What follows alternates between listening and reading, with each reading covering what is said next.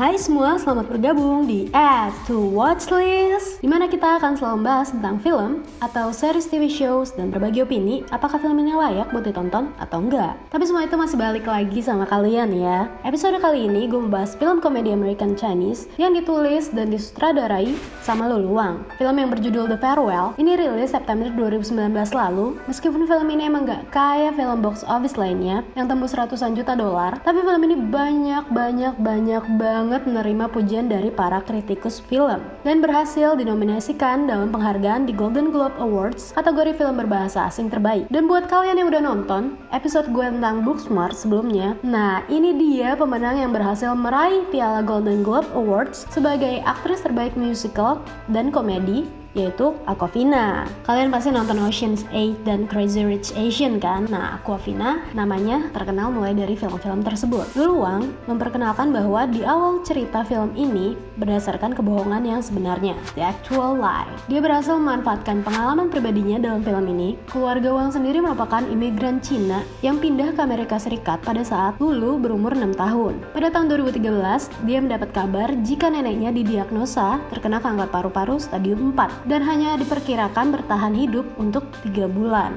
Sedangkan anggota keluarganya yang di Tiongkok memutuskan untuk tidak memberitahu si nenek untuk melindunginya dari kecemasan bahwa umurnya tidak panjang lagi. Orang tua Lulu pun setuju dengan keputusan itu, dan menurut Lulu itu sangat menjengkelkan. Gue akuin film ini berhasil banget membawa gue ke dalam situasi dimana gue tahu bahwa kalau seorang keluarga kita sedang sakit, tapi gue harus berhadapan dan bohong bahwa dia akan baik-baik aja, entah itu akan berdampak baik atau malah akan jadi dampak yang lebih buruk. Untuk case-nya ada Awkwafina yang berperan sebagai Billy Wang, ada Shema dan Diana Lin sebagai orang tuanya Billy, ada Chow Soo-chen sebagai neneknya. Let's get it started. Sebelum gue mulai, spoiler alert ya guys. Buat yang gak mau dengerin bisa langsung aja nonton review filmnya di menit berikut. Awal ceritanya itu bermula dari Billy, si calon penulis Cina Amerika yang baru aja dapat surat penolakan di Guggenheim Fellowship. Itu masih sering berhubungan dekat dengan Nai Nai atau nenek dari sisi ayahnya. Mereka sering bertukar kabar lah ya. Nah, karena kerjaannya juga lagi gak lancar, dia terpaksa balik lagi ke rumah orang tuanya, masih berlatar di New York ya guys. Pas ketemu sama orang tuanya, dia malah dapat kabar yang gak enak, yaitu neneknya didiagnosa kena kanker paru-paru terminal yang umurnya udah gak akan panjang. Khawatir Billy nggak bisa membendung perasaannya, orang tuanya awalnya nggak mau kasih tahu dia karena mereka tahu reaksi Billy nggak akan bisa bohong sama neneknya kalau ada sesuatu yang salah. Makanya Billy disuruh tetap tinggal aja di New York. Tapi Billy nolak dan maksa tetap ikut, dan dia janji nggak bakal kasih tahu neneknya sama harus bisa mengendalikan emosionalnya dia saat bertemu dengan neneknya. Ya mungkin kalau kayak kita kan pasti ada yang mendadak sedih atau terharu karena kita sadar mungkin bakal jadi hari terakhir kita ketemu orang kesayangan. Sebagai alasan untuk berkunjung dalam pertemuan, let's say detik-detik terakhir untuk sang nenek, mereka juga punya kabar pernikahan dari sepupu Billy yang tinggal lama di Jepang dan pengen merayakan pernikahannya di Chongqing, Cina. Sesampainya di Cina pun, dia bentrok sama keluarganya karena dokter yang ngerawat juga terpaksa berbohong atau diminta berbohong ya karena permintaan keluarga. Dimana menurut Billy itu nggak adil buat neneknya yang hanya tahu kalau dia punya tumor jinak. Pokoknya Billy bertentangan banget sama pendapat-pendapat keluarganya. Pas suatu malam Billy lagi menangkap kalau ayahnya sedang merokok bersama pamannya. Sementara ayahnya sudah lama ya nggak merokok. Pamannya menjelaskan bahwa kebohongan yang dilakukan itu agar membebaskan si nenek dari beban emosional dan biarkan anak-anaknya dan keluarga lain saja yang menanggung itu semua. Tapi pendapat itu beda dari budaya barat yang selama ini dia tahu karena kan dia tinggal di barat alias Amerika. Udah cukup lama ya mungkin agak sedikit terpengaruh dengan budaya barat. Tapi pamannya juga jelasin lagi kalau kebohongan itu juga pernah dilakukan sang nenek sama suaminya dulu saat suaminya sakit parah dan meninggal.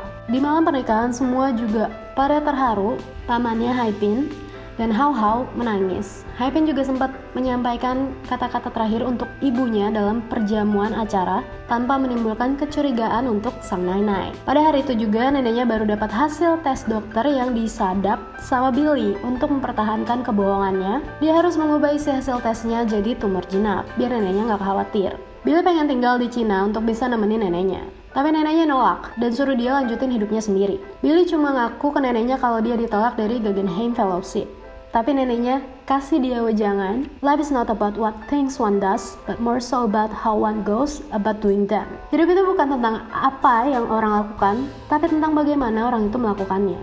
Billy akhirnya menepati janji untuk mempertahankan kebohongannya dan berpisah sama Nai-Nai dan kembali ke New York. Nah, kita mulai reviewnya. Dari sisi gue sendiri, kenapa kalian bakal suka nonton film ini? Karena dari cara mereka meranin karakternya itu, gue dapet banget essence kekeluargaannya. Dimana kita sebagai keluarga, kalau tahu salah satu kerabat kita sakit, dan pasti nggak mau bikin beban pikiran kan ya. Dan mungkin semakin mereka nggak tahu dan mereka berpikir bahwa mereka sehat, juga akan memberikan dampak yang positif untuk melanjutkan hidupnya. Lebih tepatnya film ini kasih gue keseimbangan antara kesedihan dan kebahagiaan dari alur ceritanya. Perdebatan moral apakah benar biarin Nai-Nai nggak tahu soal penyakitnya juga berhasil banget bawain ironi dramatis yang sedih banget, dimana Nai-Nai ngomongin tentang masa depan yang cerah yang mungkin gak bisa dia lewatin. Yang jelas film ini pecah banget dalam perang emosional antara keluarga. Sedihnya dapet, komedinya juga relatable untuk menggambarkan sebuah kesatuan keluarga. Akhirnya mereka memutuskan untuk shoot secara landscape. Dan ini pas banget, jadi kita bisa lihat jelas kedekatan keluarga secara keseluruhan. Untuk kalian yang penasaran apakah Nai-Nai dengan begitu banyak kebohongan itu akan bertahan hidup, atau justru malah film ini berakhir sedih sampai terseduh-seduh, langsung aja kalian streaming film ini yang gue tahu ada di Amazon Prime Video. Tenang aja, untuk yang nggak punya akun masih ada free trial kok, jadi kalian bisa langsung nonton di Amazon Prime Video.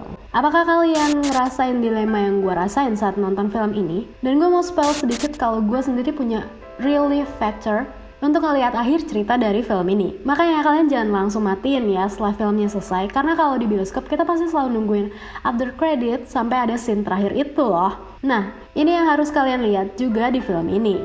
Seperti biasa, akhir acara ini gue bakal mutusin apakah film ini layak untuk add to watch list. And yes, layak banget buat direkomendasiin buat kalian cinema lovers. Tapi kalian boleh banget komentar, like, subscribe, dan jangan lupa tekan tombol lonceng untuk tahu review kami di film-film kita yang lain. Atau kalian juga bisa berbagi film yang mau kalian share bareng kita. Bring it on!